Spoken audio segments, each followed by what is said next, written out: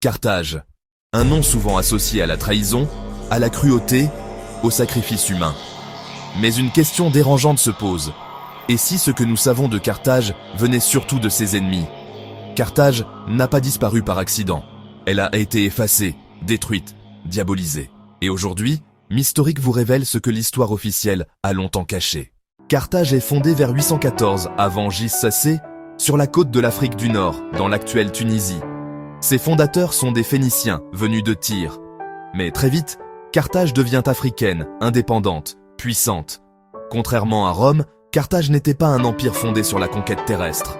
C'était une civilisation maritime, commerçante, diplomate. Ses navires sillonnaient la Méditerranée, l'Atlantique africain, et peut-être même au-delà. Or, argent, ivoire, sel, textile, connaissances. Carthage était le cœur économique du monde antique occidental.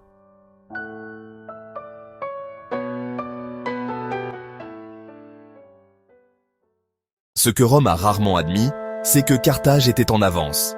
Une agriculture scientifique, rotation des cultures, irrigation, une administration structurée, une armée professionnelle, une flotte navale inégalée.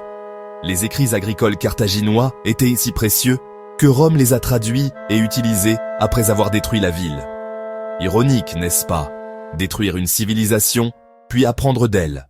Hannibal Barca, l'un des plus grands stratèges militaires de l'histoire humaine. Il traverse les Alpes avec des éléphants. Il bat Rome à Trébie, au lac Trasimène, à Cannes. Il humilie la superpuissance romaine sur son propre sol. Rome ne l'a jamais vaincu directement sur le champ de bataille. Et pourtant, c'est Carthage qui sera détruite. Pourquoi? Parce que Rome comprit une chose, tant que Carthage existe, Rome ne sera jamais en sécurité. Voici l'accusation la plus grave. Carthage sacrifierait ses enfants.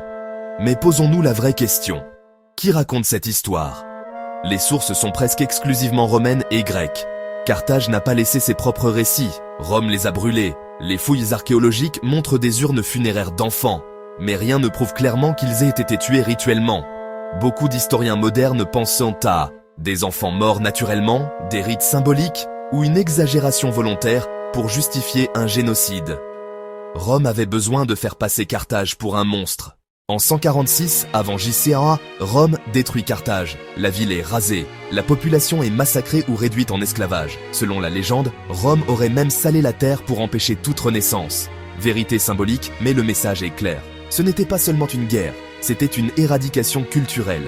Rome ne voulait pas battre Carthage. Rome voulait qu'on l'oublie. Carthage dérange parce qu'elle était africaine, puissante, savante, non